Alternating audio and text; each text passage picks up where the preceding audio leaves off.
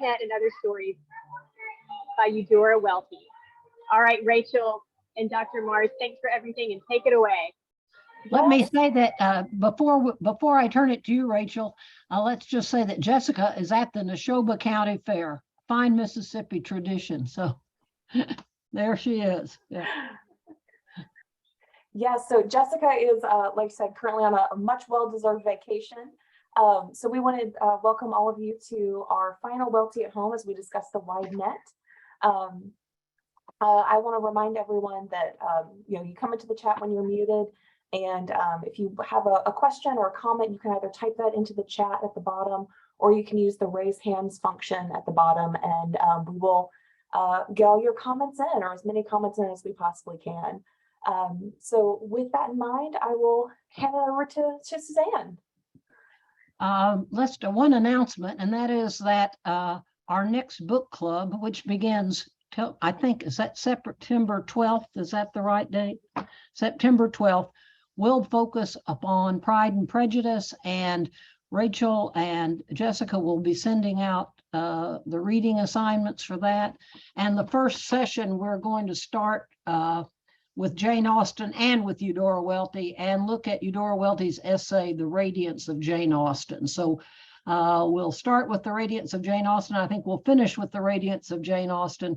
So we'll be looking at Eudora Welty as reader, as well as Jane Austen as writer in those sessions. And our leader will be Susan Allen Ford, our very own Susan Allen Ford from the book club, who is a Welty scholar, retired professor at Delta State University. So we're really grateful to Susan for doing this for us. Okay, so this is the least prepared I've been for any of our sessions. I didn't have anything I felt I had to read, and I didn't reread all the stories. So if I'm sloppy, you'll forgive me. I'll try to keep up. I thought we would talk first about any stories that you wanted to come back to, any questions you might have about individual stories.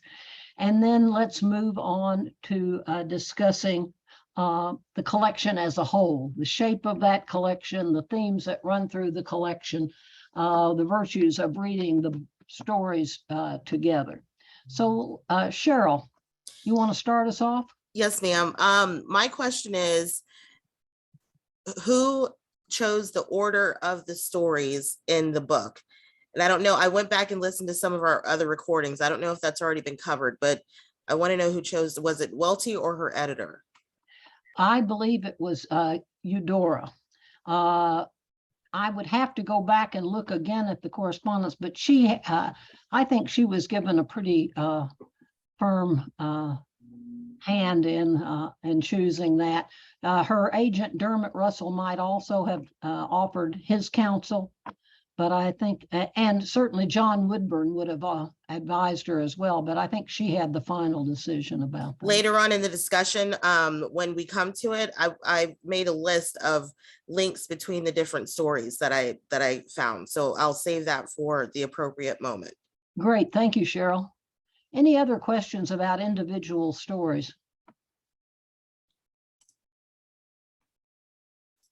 One of our readers wanted me to point out that the Ron Rash story, The Belt, which is about a flood and the grandfather who saves his great grandson, evoked for her the same sort of atmosphere, not quite as dark as At the Landing. So the link between the Ron Rash collection in the Valley with the story The Belt and the Wide Net.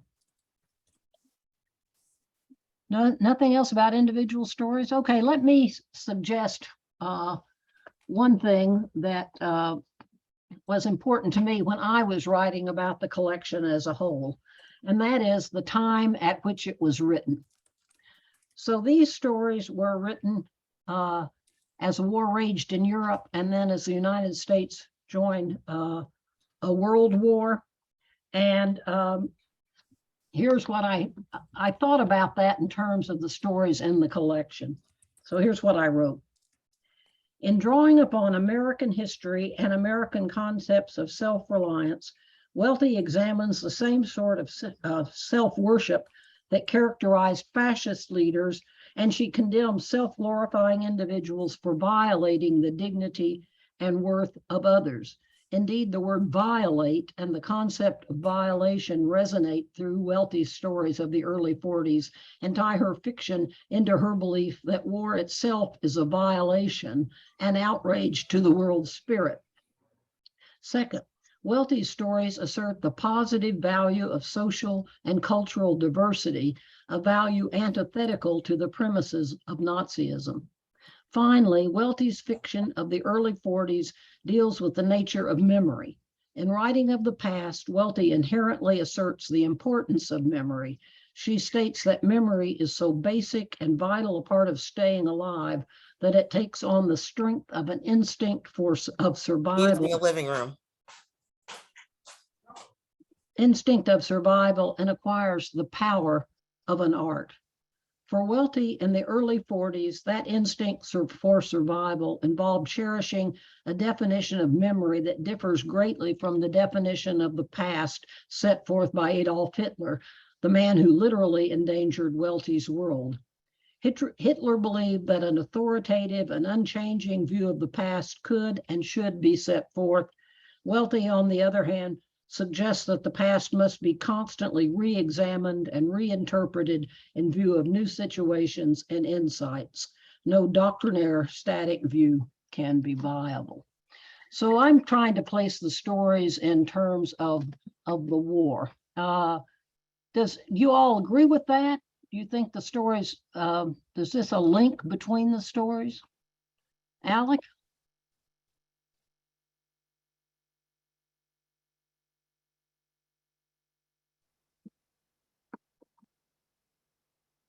I can't hear you, Alec. I have nothing to say except that my way of reading Welty is that she always is very much in the context of the very moment and year and month in which she's writing. Well, actually, and I have you to thank for that, Suzanne. So I really appreciate what you're saying. Thanks, Alec. Okay, Teresa, what about you? Yes, I unmuted myself. I think that Eudora Welty is mystifying to me. I am new to her. I don't see how the stories necessarily tie in within this book. For me, they seem very different. You know, surrealism. Just I don't get the theme, if there is a theme or the connecting string or constant. So to me, that's not necessarily a deterrent, but it is more of a let me explore this further, and I'm scratching my head. All right, let's go with your question, and let's leave my way of tying the stories together, and we'll talk about how other people tie them together, or if they're tied together. Now, Welty's stories, she never wrote the same story twice. I think that's true. So she's not predictable. And but I'm seeing a shape to the collection myself. Harriet? Yeah, I am too. That is, I'm thinking more than usual. I feel that these are all stories that are about some aspect of love and then separateness. And I think there is a themed collection.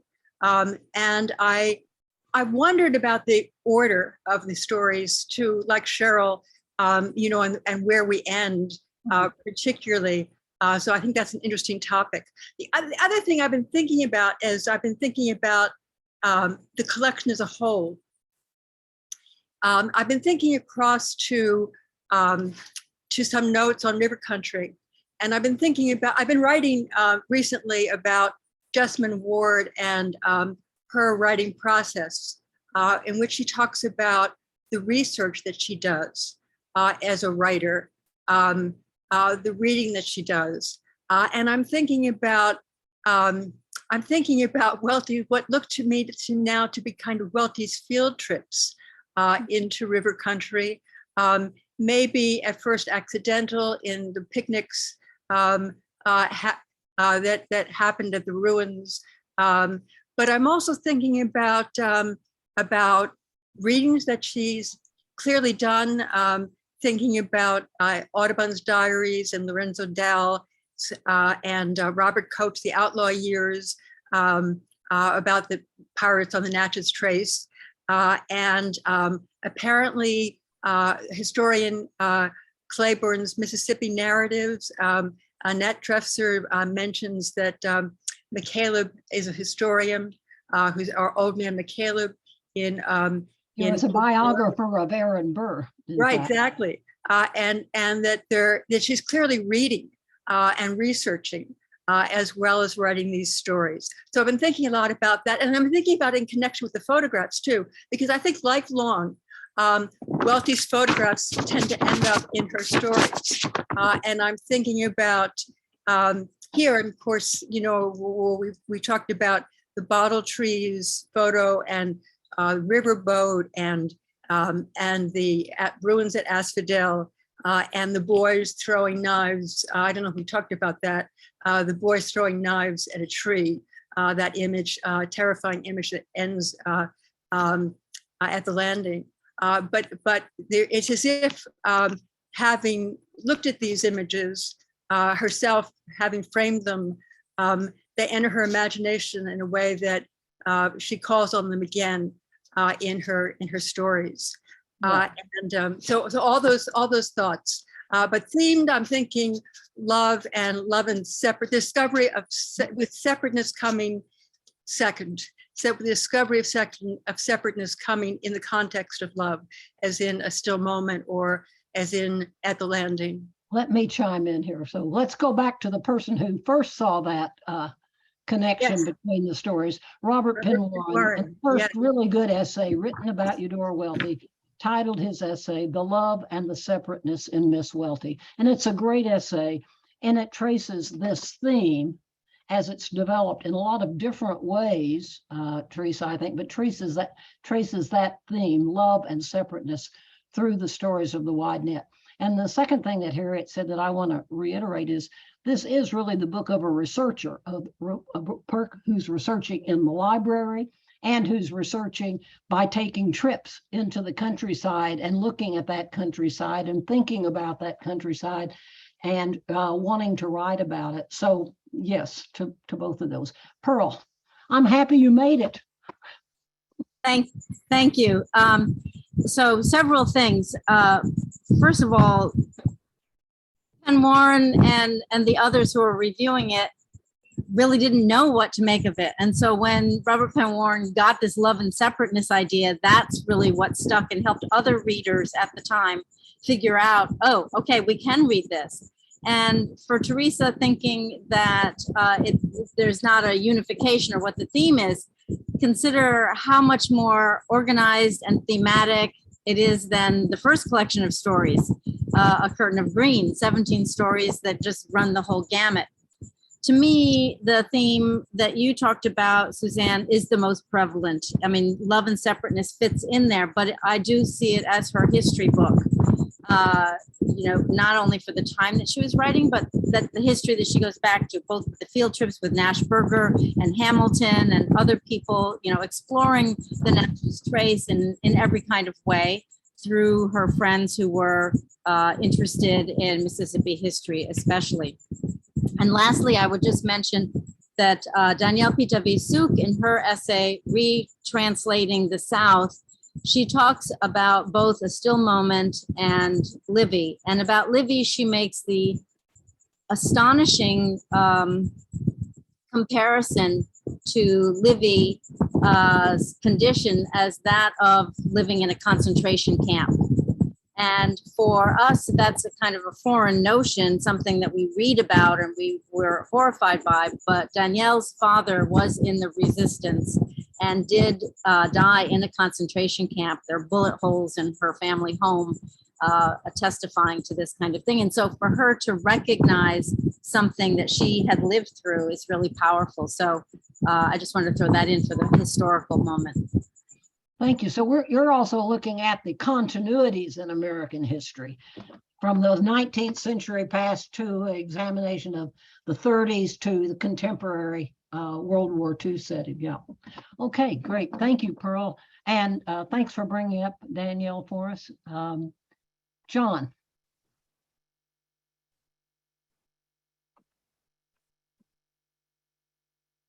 Thank you. I'd never thought about what Professor Marrs, what you said about that she's writing in her time. I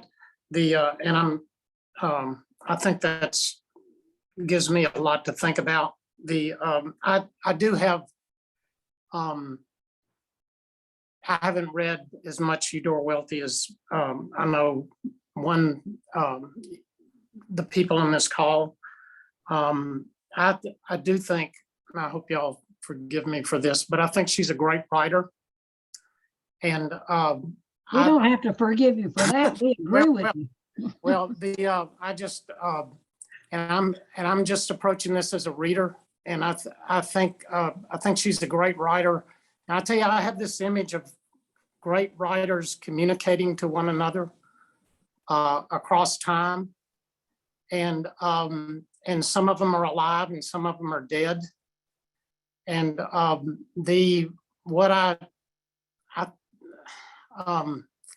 think I hear a lot of, or in these stories, I think she's talking to Virginia Woolf, and I think she's talking to William Faulkner, and I think she's talking to James Joyce. And I just see a conversation going back and forth. And I'm just astounded at Delta Wedding, which I know is not the book we're on, but this work led to Delta Wedding. I think she being Ms. Welty is just absolutely fearless. She's got this imagination, and she worked with all these different themes. I think this is like the 5th collection of short stories I've ever read. And to me, it's so much more powerful than the other collections I've read, because most of the collections I've read are about one theme and the author is working on one theme. But she just, I get love and separation, I agree with that, but she deals with cosmology, she deals with time, she deals with the character of a house. She love, death, and sometimes the cosmology is nothing more than love, you know, and it's just, and nature. It's just a remarkable work to me. And those themes, the themes are different. And some of the stories have these themes and some of them don't. But in a way that you were enlightening me about, you know, in your opening remarks, you know, the idea that she's addressing what's going on in Europe, that had never occurred to me. And I think that's fascinating. I will say, let me quote Eudora. When she was interviewed in 1980 about World War II, she said, I couldn't write about it, not at the time. It was too personal. I could write or translate things into domestic or other dimensions in my writing with the same thing in mind. So this is a translation, I think, John, and it's taking what she's feeling about the war and translating it into other terms. Okay, Monica. So I started my day this morning with leading a discussion of Faulkner's Light in August. So when you talked about the mutability of memory, I'm already like thinking about the mutability of memory, and I'm thinking about one of the wonderful things about Light in August is that it's so much about history unfolding around us and experiencing it in your present moment. And I feel like all of these stories, we've got history unfolding around a particular point of view. And it seems like maybe that's one of the themes, or these kind of constellation of points of view still as history unfolds around them. These are 2 books that are really fun to read together, I've discovered today. What a good idea. So you're suggesting that so instead of getting the historian's view of Aaron Burr, we get Joel Mays's view. So we're reworking Exactly. the past and re-remembering the past. And I think two stories in the collection, The Winds and Asphodel, are really about the memory as a dynamic, changing, living thing. And the low ladies at the end who have seen Mr. Don McLean, and then Josie going back through her memories, and then at the very end saying, oh no, here's the key, here's the key. There. Harriet, and then Teresa. So I'm thinking two things. One is, well, I wanted to say that I think that's a good reading strategy always when reading a book, to think about both the time that it's writing about and the time it's written in, and the way in which the moment has something to do with the writer's interest in that particular topic. But I was also thinking, or maybe I've lost it. I was thinking about. You're like me now. Yeah, I guess so. What were we talking about? Memory. Oh, I know what I wanted to say. I wanted to say that, I think to go back to the comment that started us about how the stories are different, I think that's something that is maybe more important to point out than the themes. I think the fact that Welty is, when she handles a theme, she handles it so differently again and again. And that one thing that sets her apart from me from other writers is how varied her palette is. We've got Monica here talking to us, now thinking about Flannery O'Connor, who is both another wonderful short story writer, but there is a sense of repeating in a way that I don't ever feel in Welty's work. I feel as if the astonishment is the surprise, and the delight is the variety. I mean, I was talking about At the Landing and Livy as being stories that fit into a pattern of Welty's stories about young women escaping the confinement of sheltering or ladyhood. But those stories are all so different. It's not that she has one thing to say about it, and she hits it in very different tones. So this is just a comment for the delight of her variety. I remember Pearl one time, maybe you wrote this, Pearl, I remember you saying it to me, Eudora never wrote the same story twice, and I agree with that. Teresa. All right, here's my question. When she wrote, somebody said that she was greatly influenced by World War II. And this question is not really about how horrible World War II is, but how did it touch her? I mean, she was in Mississippi, she was in a small town. Arguably, you could retreat from the war by just engaging in your own life. How is it that she got so touched? Was she by nature a sensitive person? I'd like some elaboration on that. Well, both of her brothers served in the war. One brother was on a minesweeper in the Pacific Ocean. The man she was in love with was in Sicily during the invasion of Sicily. And I recommend that you look. I quote almost all of the letter he sent her back describing that horrendous experience of the invasion. There were, young men from Jackson were dying in the war. Her good friends, Hubert Creekmore, was serving in the South Pacific. So there was a real personal connection here. And I think Alec was pointing out earlier in one of our sessions that the horror of war, and I think she really has a sense of the horror of it. And she and her agent talk about it as a kind of violation of the world spirit. On the other hand, she realized what was at stake if the war would be lost, and so I don't think she ever got over that sense of that the evil, undigressing evil, I think she calls it, being released. So those two things. I'm going to call Sarah and then Cheryl. Is that okay with you, Cheryl? Go, Sarah.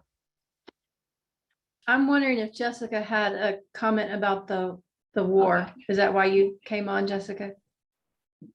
Yes, it is. Just really quick to expound on that, Suzanne, it also made me think about how the Dutch airmen were in Yeah. Welty's backyard training, living at the apartment around the corner, flying air missions over her roof, and she would complain about it because she felt like they were buzzing her house all the time. And then how she later sort of got to know them and took a different tone when she would write about them in the letters. She started to know them a little bit more as people and not just as an annoyance, but that was close to her. And I also think about her victory garden and how they tried to grow more and more vegetables from home at the time. And also things like sugar rations and redoing their recipes, but also the tire rations. And this is something that really hit home for her, because not being able to just hop in the car and take those trips, especially to New Orleans, down the Trace into New Orleans to get out of Jackson and to do these trips that were so important to her well-being and to her writing, that was kind of something that became an issue that she nonetheless would go, but it was often she would write about feeling a little bit guilty about doing so. So I just wanted to include those things too. Yeah, thank you. I'm glad you brought up those Dutch airmen. And, like she went one time, she met one of them in the library and he was being turned away because he didn't have a library card. So let me check that out for you. That sort of thing. And she, she did roll bandages for the Red Cross and do things like that. Okay, Sarah and Cheryl. Before my comment, I will say that in the chat, Nancy has talked about Tell About the Night Flowers, which is a collection that Julia Eichelberger edited about nature letters. But when I read it, I really felt like it was letters about the war. It really made me understand what it was like to live stateside during World War II. I really see the collection thinking through innocence and the different forms innocence can take, whether it's a child or a childlike person, or someone just hasn't been exposed to the larger world, meeting experience, whether that's a stranger or a natural event, and what happens when innocence meets experience. And I think that's particularly poignant to think about during a world war, the kind of experience that hits you every day. And to Cheryl's question earlier about the order, I think that meeting of innocence experience gets much darker as the collection goes on. So I think First Love and The Wide Net are kind of light. And by the time we get to Living at the Landing, I think we're in a really dark place when innocence meets experience. And it's the last story she wrote. It's a story after the United States has entered the war, when things are looking much grimmer for friends who are being drafted or enlisting. Thanks, Sarah. Yeah, I love those. That's a wonderful book, Tell About Night Flowers, and those gardening letters are also about the sense of oneness with nature and the sense of war as a violation. And that violation is a term we see all the time used to describe rape in the stories, and the war is a violation of that spirit. Okay, Cheryl. Okay, so I originally wanted to go back to what John Hennigan had said. Basically, hold on. Sorry. Okay. Yes, his statement in reference to Welty speaking to Faulkner, Joyce, and Wolfe, and because I'm also not very familiar with Welty, and I don't know all of the technical terms for textual criticism and understanding literature. Basically, what John's talking about is that these authors were modernism or postmodernism. I know you'll correct me as to which one, but then also the mention of the context of World War II, and just jumping between the writers. Faulkner has two short stories, Two Soldiers and Shall Not Perish, that also really hit upon the context of those times. Yeah, and that I think that's it. We'll talk about them as modernist, Cheryl, although there's a lot of talk about Welty and postmodernism as well, based on the writers you're talking about. Jo Ellen?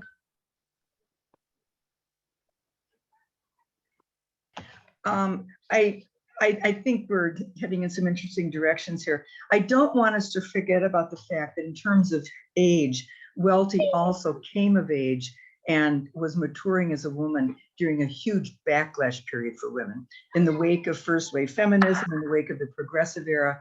And so I think that's one reason that a lot of topics, especially involving women, go underground a little bit. One reason that she was working through some really serious complexities. Instead, Sarah, of seeing a build from the kind of innocence toward experience throughout the text, I saw First Love and At the Landing as they're kind of a circular thing, but beginning with possible negative outcomes to both of those characters at the end. But after First Love, I think the book blows wide open. Doors are opened on women's really, and young women's really seeing possibilities for themselves in the wide net, sort of a still moment, skip that one, but Asphodel sort of, and the winds. And then suddenly, we're up there with Josie, and we're pulled back with the purple hat. And I've read, maybe someone else can enlighten us, but I've read about the odd stories that are sometimes plunked into story collections. But with the purple hat, we're really wrenched back. And with Livy and At the Landing, things start, we see some progress, but things start closing in again. And so anyway, it struck me that these doors are open, but then we get a bit of a dose of reality again by the end. I wanted us to talk about this whole question of innocence and experience, and innocence is not a positive virtue here. It can destroy you. And so I think she's investigating that as well. But I think the purple hat is also an interesting story, Joelle, don't you? That here's a woman of power, at least in the mind of this man, who is threatened by this image of female power and sexuality. Yeah, absolutely. And she's very definitely a man's image. Yes. Of this one female type. Yep. Cheryl, did you want to say anything else? Your hand No, up? ma'am. I'll lower Okay. my hand. Sorry about that. Oh, no, just don't call me ma'am, though. Okay. I am old, but I don't like to.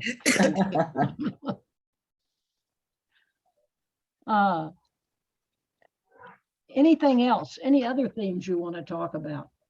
What about issues of diversity? Here we've got a war being fought with anti-Semitism as key to its ideology. And what about these stories and issues of acceptance of diversity? Do you see that as something coming up out here? Here is Jacob Agner. I want to pay tribute to Jacob. We all need to thank him. He's written a little article about how wonderful our book club is. And in fact, he praised all of you as being part of the Mississippi literary tradition because you're such good readers. Yeah, so thank you, Jacob. I agree with you. I was happy to do it. I'm not a true native from Mississippi. I'm from Virginia. In fact, the Virginians are historically known for looking down on everyone else. So I felt obligated to give you guys credit. But I was afraid of bringing it up myself. But yes, that's been an exciting thing to do over the last couple months. But with that being said, I'd also add, whoops, have we lost regarding the topic of diversity in this, I 100% agree. Oh, my internet. Can you hear me now? Yes. Okay, might lose me again. My point about diversity in the collection is that Welty is a unique historian in the sense that she gives us all the perspectives historians typically don't at that time. We get the perspective of a child. We get the perspective of a little girl, a Black couple, old people, everyone that's generally not brought in the story of white men trying to conquer the world. You can look at every story, I think, with that wider frame. And I think that's a very important aspect of her vision. I think that's what Harriet brings up earlier, that this is such a unique variation on major genres, history, myth, and folklore. Thank you. Anybody else on this question? diversity.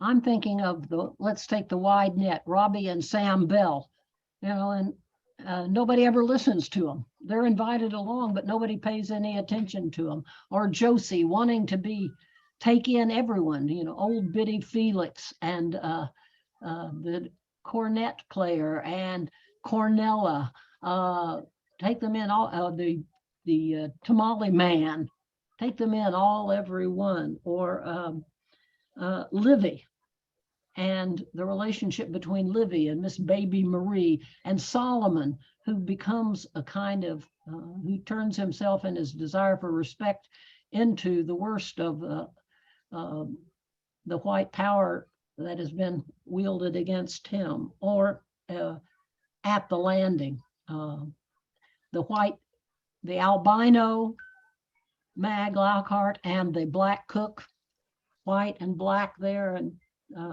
I think that bears investigation. Harriet? I'd add to that list Solomon. My thought that there's a correspondence between Zora Neale Hurston's work and Welty's. It's astonishing to find a Black man who owns the land, who is power, in a work by a white woman in the 1940s. So it is. That's remarkable. And I'm thinking too about. I've lost that maybe. Okay, I'll be back. Yeah, and here we go back to Cheryl and John, this conversation. Literature is a conversation between writers, and you're putting her in conversation with Zora Hurston. Well, the second thought was really about the way in 1970s, feminist history moves history from the point of view of battles and laws to people on the margins and the way they experience history. And it seems to me that Welty, as a historian, is there before history gets there, before the field of history gets there, to recognize that history is something that happens on the margins as well as in places in the obvious places. And those critics who said Welty is ahistorical because they wouldn't accept it being written on the margins. Yeah, Cheryl, and then Pearl, and then Joellen. So the different aspects of the diversity in this collection really didn't start coming to me until I was re-listening to the audio of Welty reading The Wide Net, the one that's on at the 92nd and Y.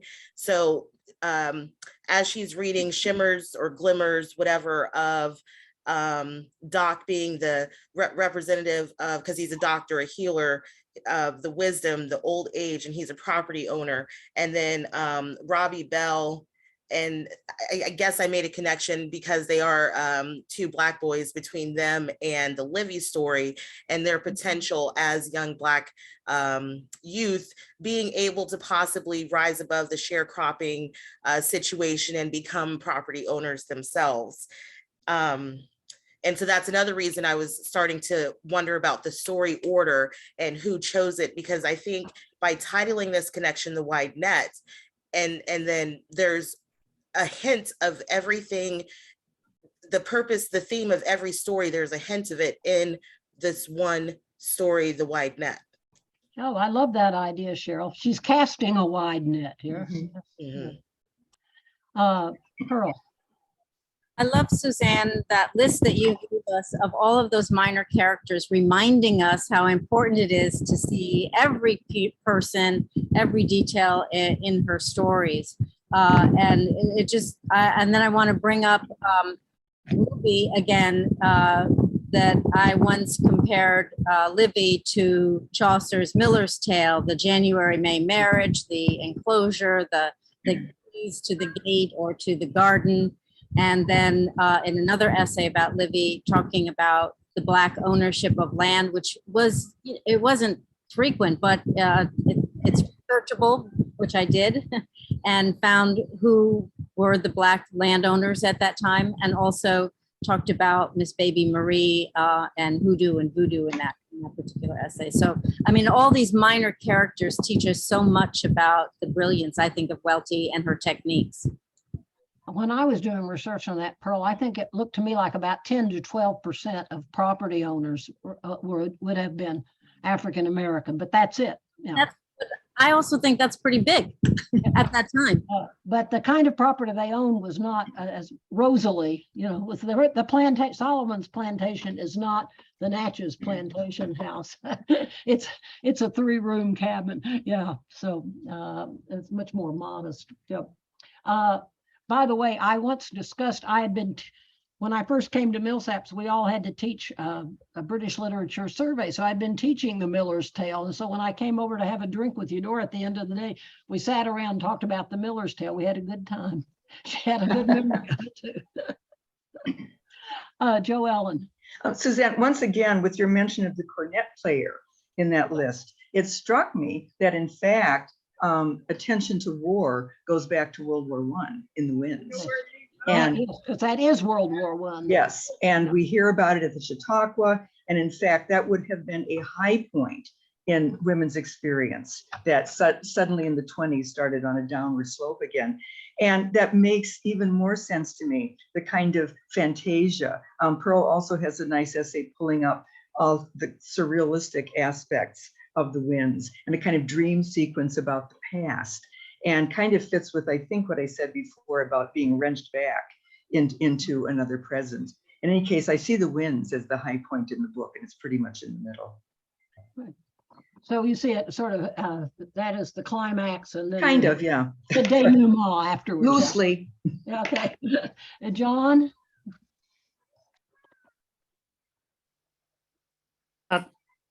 Is that all? Yeah. The one, I want to expand just a little bit on the comment I made about Eudora Welty in a room with other writers. The room that I have in mind, and it's because of something that a professor said in a class that I was in college, which is like 50 years ago. He said, and it was an eye-opener to me, he said, you cannot understand modern literature unless you're literate in the Bible and unless you're literate in Greek mythology. You will not understand modern literature. And if you go back, a number of these themes are in these books, you know, that are in these stories. You can just go back to Genesis and, you know, it's people, characters who are conflicted, who don't do what they're asked to do. They have dreams. The dreams dominate their life. You know, that's the one thing that I did not mention. Dreams are in nearly all of these stories, and how she addresses dreams. And but the main thing I wanted to, that the room is very large, and the writers, you know, they include Homer. If you're in the school, that it's Homer who wrote, you know, the Iliad and the Odyssey, you know, and just come forward, and it's you know, that's not a Eliot made the point in Sacred Woods, you know, but there's this tradition that comes forward. There's this canon of literature, and the canon keeps on growing the more you read. I think you're right, John. Here is a person who is using not just writing history, not just going to the Natchez Trace, not just thinking about contemporary events, but drawing upon a lifetime of reading fairy tales, of reading myth, of reading the Bible, especially the King James version of the Bible. So all of those things are at play in her conversations. Her conversations go back in time further than the modernist period. Yeah. Okay, Jo Ellen. I just want to add American comedy and folk tales to that list. In Yes. the Wide Net, we have the tall tale tradition. And I love Miss Baby Marie as a kind of spin on tales about traveling salesmen. She's a traveling saleswoman, and she fits into a real tradition of American humor. Yeah, the whole tradition of American humor is very important. The old Southwestern humor coming into play here. Anything else? Any other themes that you see running through here? What about the setting? Let's talk about setting. So all of these stories, the one thing that ties them together is the Natchez Trace. There's one story in New Orleans, but if you were taking the Natchez Trace, it's highly likely you might be headed to New Orleans, as Jamie Lockhart does in The Robber Bridegroom. Or you might come back that way. So these are pearls strung along the necklace of the Natchez Trace, as I forget if that was John Woodburn or Dermot Russell who used that phrase, but one of them did. And so we have that here. What about the setting? Jacob? I think I've expressed this early on, but I in each story, I tried to track the word wild and occasional the word wildness. So I think that is one interesting theme or potential theme of the whole collection, to think of the United States history, the wilderness, what it used to be like, the strangeness of that world. It is a wild world, and wild in the sense it can be funny, wild in the sense it can be violent. So that was a word that I just kept circling. I think there may have been one story that I couldn't find it, but every single one of them has that word. We think back to the Scarlet Letter. What is this but a little town on the edge of the wilderness? And what happens in the wilderness? Well, that's where we find Pearl. That's where Pearl comes into play. Yeah, that whole question, and the trace as an attempt to tame the wilderness. It's a trail, it's a pathway. It's not into that bamboo that's clenched like wild teeth, but it's just a pathway. It's not, the world outside that trail is not tamed, as old man McCaleb knows. Sarah? We've talked about World War II history, and we've talked about modernism in the canon. When we bring up Natchez Trace, we go back even further in history to an indigenous peoples who first started using the trace. Annette Tresfer does a lovely reading of the trace in her book, her first book, not the book that's just out. And we do have Disturbing Indians. That's the Disturbing title. Indians, yes. Yeah. From First Love to At the Landing, we have that background of the indigenous people who originally used the trace. And so I think trace pulls us back even further into history in a kind of wonderful layering Welty does of all of these different moments in time all together. Annette also plays on the word trace, meaning to write, to trace something through. And so Welty uses this line, this path, not only to give us a layering of history, but to talk about the construction of stories that happen in a particular place. Great, thank you, Sarah. Anything else about the trace?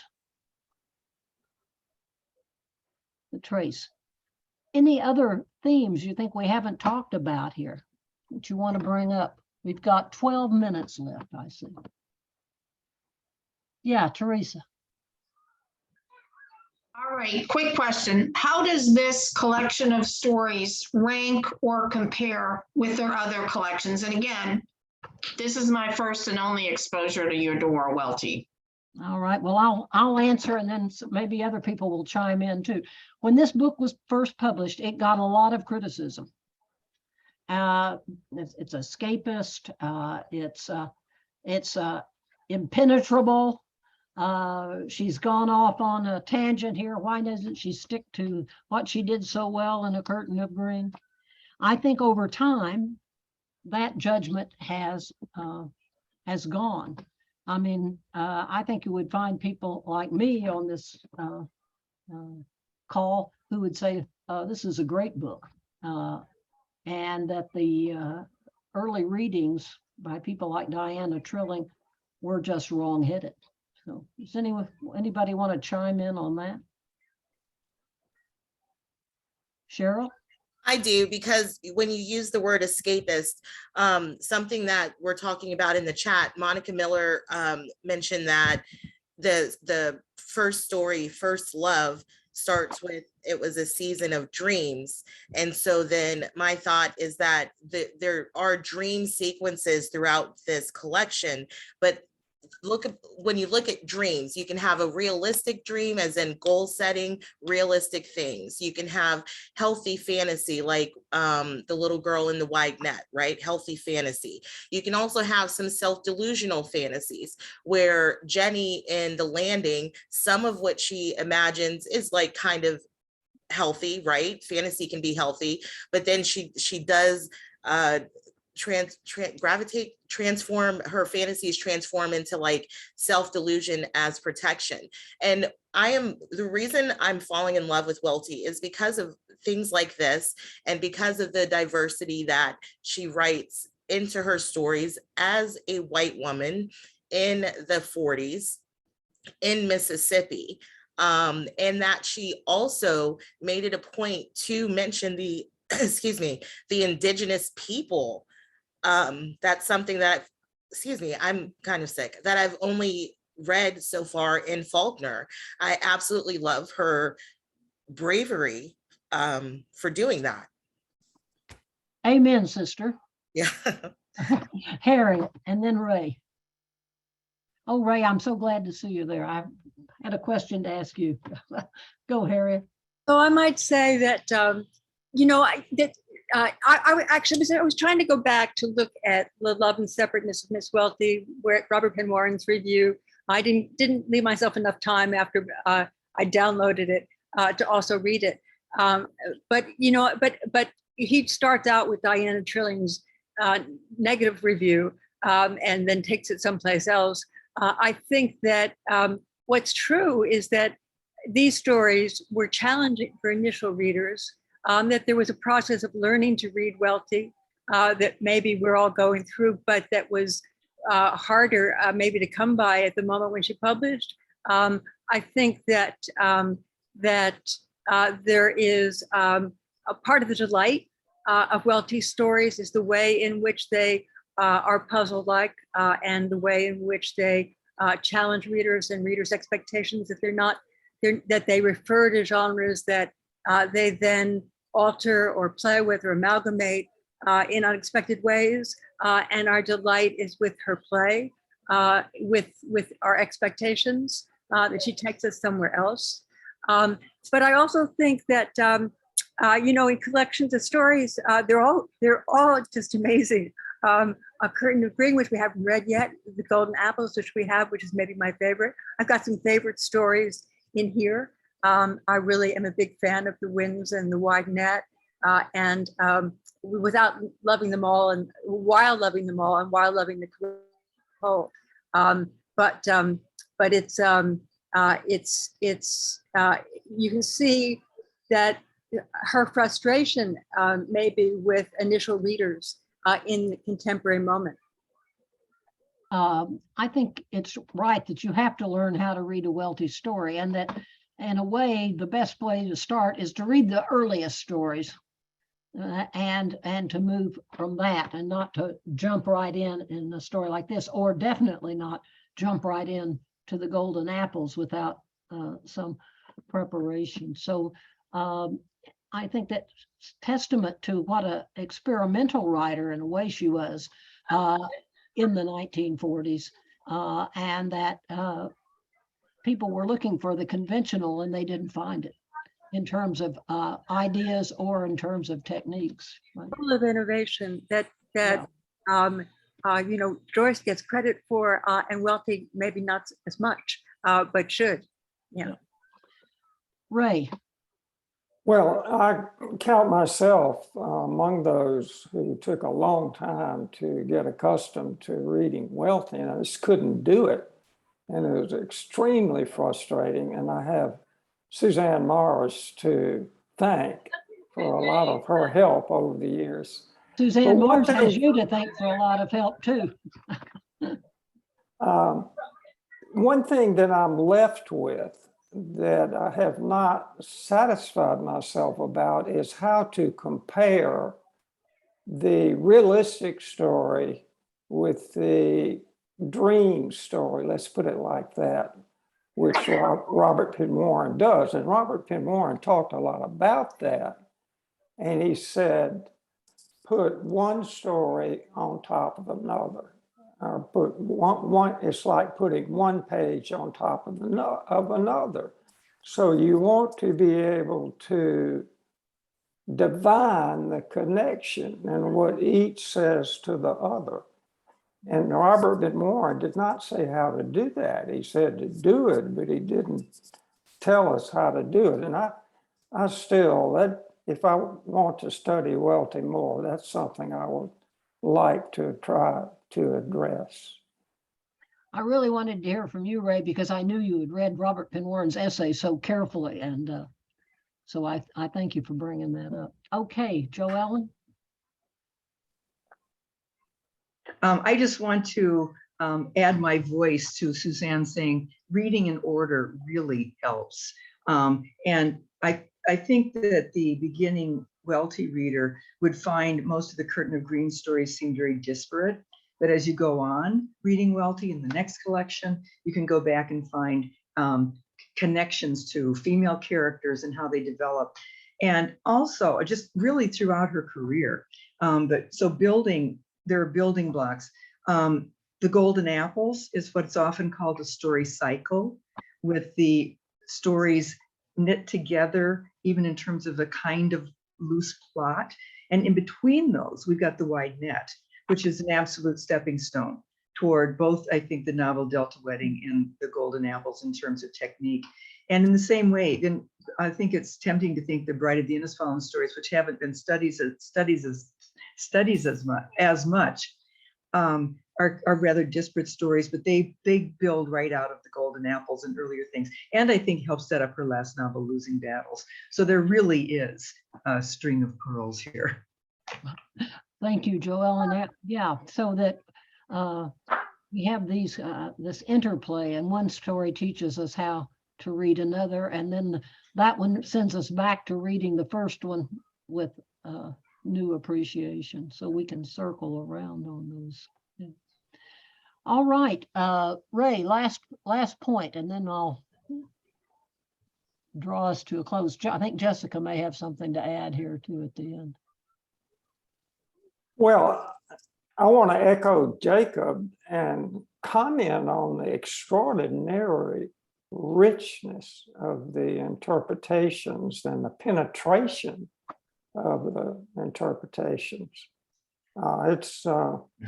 If you want your cup filled up, this was a good place to come. That's all. Let me say, I love being on this Zoom call, and that's the reason, because we have so many great readers, and we have people who read for their living, as I did, and Harriet and Pearl and Sarah and any number of us do. And then we have people who read for the love, simply for the love of it. We love it too, but as lay readers, and those insights are sometimes the most impressive of all. And I love that we have this combination and that we can help each other and talk to each other. So it's been a great experience, and I'm looking forward to talking about Jane Austen. I'm just back from England, where I went to Jane Austen's village, Chawton, and spent 4 days. And then I mentioned it to Susan Allen Ford, who had stayed in the very same Airbnb that I stayed in. And she got to stay there for something like 6 weeks. So I'm so envious of her extended time there.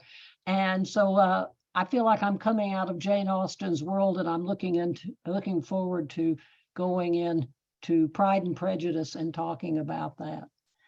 Jessica, did you want to say anything? That's it. Pride and Prejudice will begin on September 12th. September 12th.